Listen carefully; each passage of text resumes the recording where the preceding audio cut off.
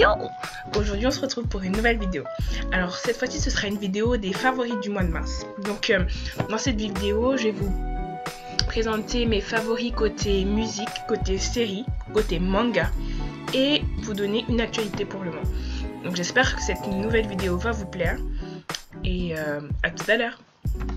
Alors on va commencer avec la première catégorie. Donc la catégorie musique. Alors du coup, il y a 4 musiques en fait qui m'ont plu beaucoup ce mois-ci. Donc la première des musiques en fait c'est du groupe Mamamoo. Donc ce groupe là il est composé de 4 membres dont Solar, Wei-in, Waza et Moonbyul. Alors pourquoi cette musique elle m'a plu? En fait franchement je vous avoue que je sais pas du tout, mais quand j'écoute cette musique en fait, je la trouve tellement jolie, la mélodie, les paroles aussi, parce qu'en fait ça parle des sentiments au fil des saisons. Et moi je trouve ça vraiment mignon. Et en plus c'est je pense la première musique que Solar a écrite. Du coup moi ça me plaît beaucoup. Et donnez-moi vos avis en barre d'infos, enfin en barre d'infos, je suis fatiguée, en commentaire pour me dire si elle vous plaît. Donc la deuxième chanson qui m'a beaucoup, mais vraiment là par contre super plu, c'est la chanson de Ace et de Gecko qui s'appelle Jenga. Alors cette fille, pardon, Ace, je ne sais pas si vous la connaissez, moi je l'ai connue dans une émission qui s'appelle Unpretty Rapstar et je crois que c'était la saison, je crois que c'était la dernière saison, ou non l'avant-dernière saison parce qu'elle n'était pas avec celle de... C'était la deuxième saison, ouais, c'était la saison où il y avait Yorin il me semble. Donc ouais c'est la deuxième saison et déjà dans l'émission elle me plaisait de base, j'aimais bien son petit côté rappeuse tout en étant jolie et tout, du coup je l'aimais bien. Et elle a fait beaucoup de chansons ces derniers temps et franchement ces musiques elles m'ont toujours pas déçue. La chanson, la Jenga, elle parle aussi des sentiments amoureux mais en fait sur un rythme assez jazzy avec un peu de contrebasse et tout. Ensuite elle rappe dessus. Il y a aussi le chanteur Gecko de, je crois, Dynamic Duo. Franchement je trouve que ce featuring il est vraiment pas mal. Donc donnez-moi aussi vos avis aussi pour cette chanson là. Ma troisième chanson que j'ai beaucoup aimée c'est la chanson de Penemeko, L.I.E. donc mensonge.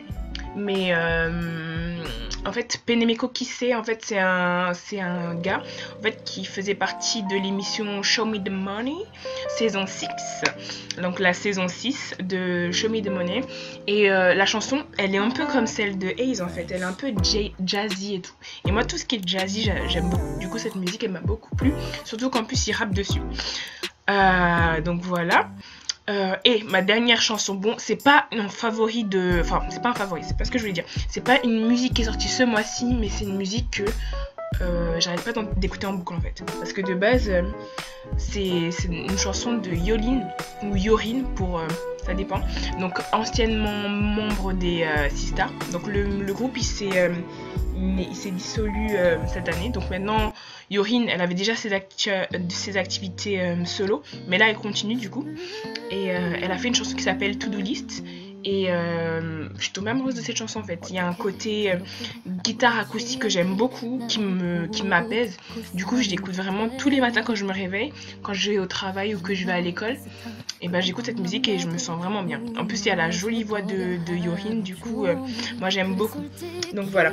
Et à chaque fois en barre d'infos je vais vous mettre quand je peux et quand je l'ai trouvé aussi l'Instagram des artistes, leur Facebook s'il y a, leur Twitter, en tout cas toutes les informations qui se réfèrent à leurs réseaux sociaux. Donc là on va passer à la deuxième catégorie. Donc la deuxième catégorie c'est la catégorie des dramas en fait. Donc je vous avoue, je vais pas vous mentir, ces derniers temps, ça doit faire même pas ces derniers temps, ça doit faire peut-être peut-être pas 2 ans quand même, mais il y a bien 1 an que je suis plus trop les dramas en fait. C'est plus trop, je sais pas pourquoi, mais j'accroche beaucoup moins aux dramas. Je trouvais que l'année 2016-2017 il y avait vraiment des dramas de qualité. Mais maintenant, enfin, je trouve pas de drama enfin qui me parle comme avant. Par exemple, je sais pas moi, c'est des dramas cultes, hein, c'est genre Boys Over Flower, My Love from the Start, Il y a quoi d'autre? Il y en a plein d'autres là, ça me vient pas. Des dramas historiques, je crois que j'avais bien aimé celui avec Ayu là. Mais je sais pas, ces derniers temps, il y a pas de drama qui me parle. Mais du coup, j'ai quand même recherché pour vous en fait. Je veux des dramas qui pourraient me plaire et que j'ai commencé. Donc, le premier drama, c'est Grand Prince. Donc, en gros, c'est quoi l'histoire? Déjà, ça se passe à l'époque Joseon. Donc, je vais vous donner comme les acteurs. Alors, c'est Joo Sang-wook, Yoo Si-woon et Han Jae-sok. Donc, je vais vous les mettre dans la vidéo. Donc, en gros, c'est un drama historique, avec comme d'habitude des romances, des intrigues politiques, des conspirations, tout ça. Donc, moi, j'aime beaucoup ce type de drama. Donc, j'ai regardé le premier épisode, hier en plus. Je pense que je tourne la vidéo, là on est le 24, hein. Du coup j'ai regardé ça le 23 et franchement c'est pas mal. Le début c'était quoi en fait? Je vais pas vous spoiler, hein. En gros c'est deux frères, je dirais même deux cousins, si j'ai pas encore tout compris hein, dans le drama, mais en gros ce serait deux cousins qui seraient amoureux de la même fille en fait. Il y en aurait un comme d'hab, un gentil et un méchant en fait. Le méchant il fait que des conspirations, le gentil, oh là là. Bref, je peux quand même vous raconter le début. En gros, le gentil, donc Yoo Si-yoon, il s'avère en fait que il a été... on a dit en gros qu'il était mort. Et du coup son cousin, comme il était amoureux de la fille qui lui était promise, et ben, il lui met la pression genre marie-toi avec moi, marie-toi avec moi. Pourtant il dit non, moi j'attends Yoo Si-yoon et tout. Et comme par hasard, Yoo Si-yoon en fait il est pas mort. Il revient en fait.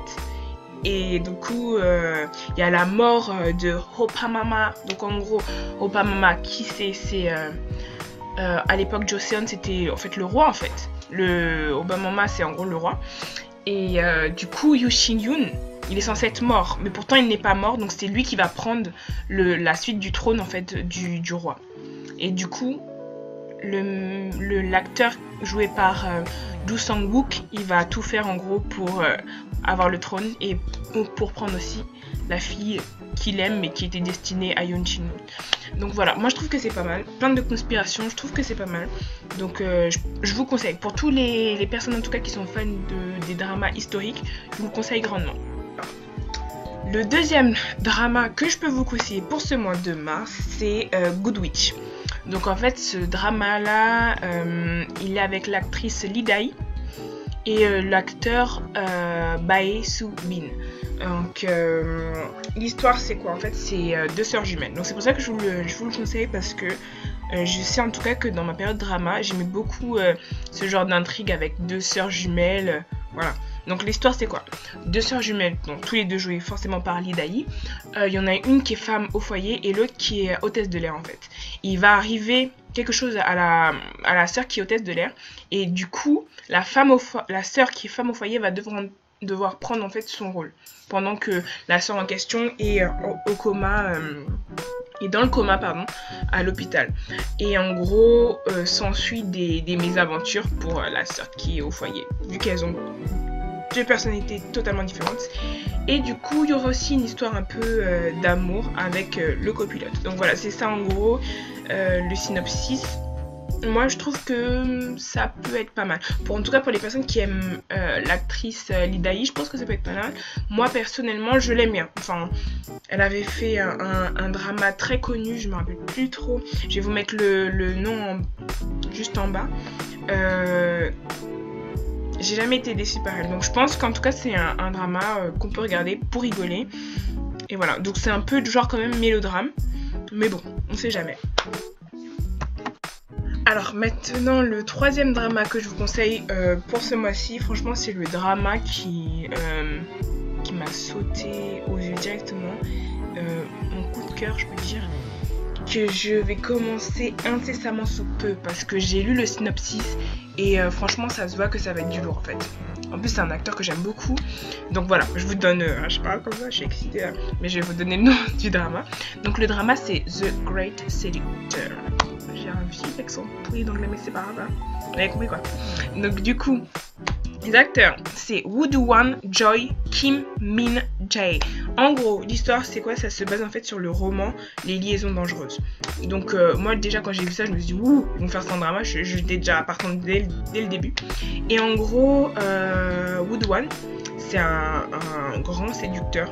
Et en fait, on lui a donné le pari de séduire Joy. Joy des Red Velvet. Hein.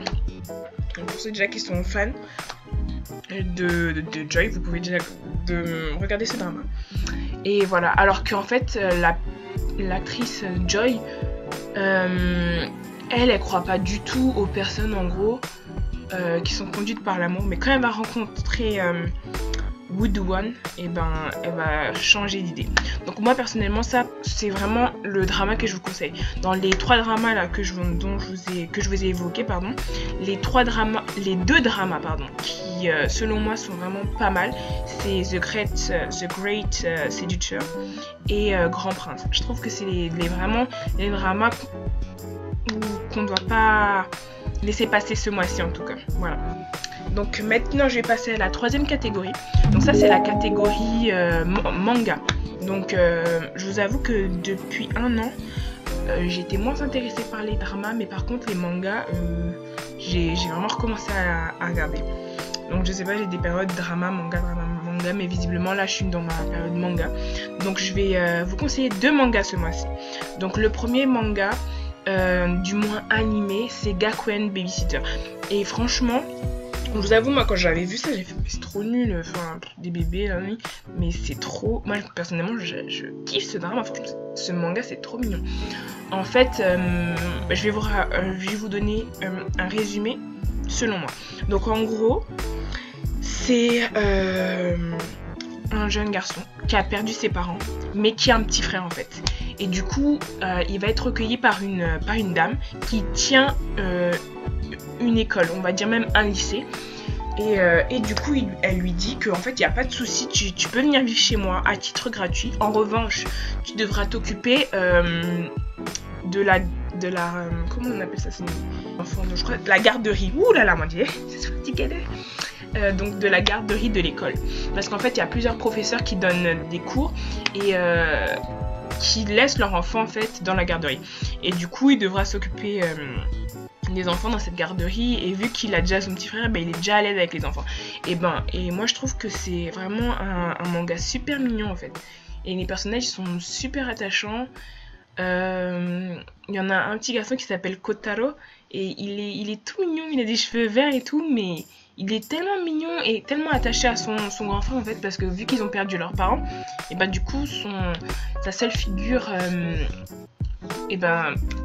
familiale, c'est son grand frère en fait. Du coup son grand frère pour lui c'est toute sa vie, et c'est juste trop mignon. Donc moi ça c'est vraiment le manga que je vous conseille. Ensuite le deuxième que j'ai à vous conseiller, c'est Black Clover. Je pense qu'il y a pas grand monde qui est passé quand même à côté de ce manga, parce que moi je trouve qu'il est vraiment vraiment super bien. Moi j'en avais entendu parler il doit y avoir peut-être 3-4 mois. Je regardais les dernières nouveautés côté manga et j'en avais entendu parler, et franchement je vous le conseille. Il est toujours en cours, Gakuen Babysitter, il n'y a que 12 épisodes, il va pas tarder à finir. Mais Black Clover, je crois qu'il y a au moins une 50aine d'épisodes. En tout cas je vais vous mettre en bas de la vidéo combien il y a d'épisodes, mais en tout cas c'est super bien. Donc l'histoire c'est quoi? En fait c'est 2 garçons, Asta et Yuno. Je vous donne quand même le contexte du manga. Donc en fait c'est dans un monde où tout le monde a un pouvoir. Et donc Yuno, lui il a son pouvoir depuis la naissance et tout, il est grave chaud, il a un pouvoir et tout. Sauf que Asta lui n'en a pas. Et en fait il y a, je sais plus à quel âge, mais en tout cas peut-être à 18 ans on va dire. Je vous mettrai tout ça de toute façon en bas de la vidéo. Et ils reçoivent tous leur grimoire en fait, où il y aura tous leurs sorts qui vont être écrits. Donc Yuno, ça c'est dans le synopsis, hein, donc je peux vous raconter, il reçoit son grimoire avec un trèfle à 4 feuilles. Le trèfle à 4 feuilles c'est un truc de fou, parce que genre normalement les grimoires c'est un trèfle, 2 trèfles, 3 trèfles, mais jamais celui à 4. Il n'y a jamais de trèfle à 4 feuilles. Et donc lui il a hérité de ce grimoire. Mais il faut savoir en fait que Asta et Yuno, ils vivent en fait dans un orphelinat. Donc c'est des gens vraiment que les autres considèrent vraiment comme des pekno. C'est comme ça qu'ils les appellent dans les mangas. Et du coup, le fait que Yuno reçoit un grimoire aussi excellent, ça passe pas en fait pour certaines personnes. Et Asta, quant à lui, il va recevoir aussi un grimoire, mais très particulier. Et du coup, c'est ça. Ce manga-là, moi, il me rappelle vraiment le manga Fairy Tail, en fait. Parce que c'est un peu le même principe avec des guildes, des mages qui ont des quêtes. C'est un peu le même principe, mais faut pas dire quand même que c'est la même chose. Parce que moi, jusqu'à l'épisode 19, je me disais, franchement, ça ressemble trop à Fairy Tail. Enfin, moi, j'étais contente, hein, parce que Fairy Tail, en ce moment, ça en pause. Du coup, moi, j'étais contente. Mais au final, non, ça ne ressemble pas du tout à Fairy Tail. Plus on avance dans les épisodes et plus on voit que c'est totalement différent de Fairy Tail. Il y a des intrigues qu'on trouve pas du tout dans Fairy Tail, genre. Donc voilà. Moi, c'est vraiment mes 2 coups de cœur du mois. C'est Gakuen Babysitter, Black Clover, côté manga. Voilà. Et on va passer maintenant à la 4e catégorie. Donc pour finir, la dernière catégorie, donc je l'ai appelée actualité. En gros, voilà l'actualité du mois de mars. En gros, il y aura un nouveau concert. Moi, j'étais allée au concert de G-Dragon. Donc maintenant, depuis qu'il y a des concerts de K-pop intéressants, hein, je dis ça, après c'est mes goûts, je saute sur l'occasion. Donc là, il y a un nouveau concert. Cette fois-ci, ce sera les GOT7. Donc pour ceux qui ne connaissent pas les GOT7, mais ça m'étonne hein, quand même, c'est un groupe du label JYP. Donc en gros, tous ceux comme ils sortent du même label que les Miss A, les comment ils s'appellent déjà, comment ils s'appellent, il y a les A, 2PM, 2EM, donc voilà. GOT7 fait partir de la JYP Family. Et en gros, je sais pas si de tête comme ça je me rappelle de tous les membres, en tout cas ils sont 7. Mon préféré c'est Jackson, il y a Yugyom, JB, JR, Mark, et le dernier là, j'oublie toujours son prénom. Attendez, je regarde en même temps.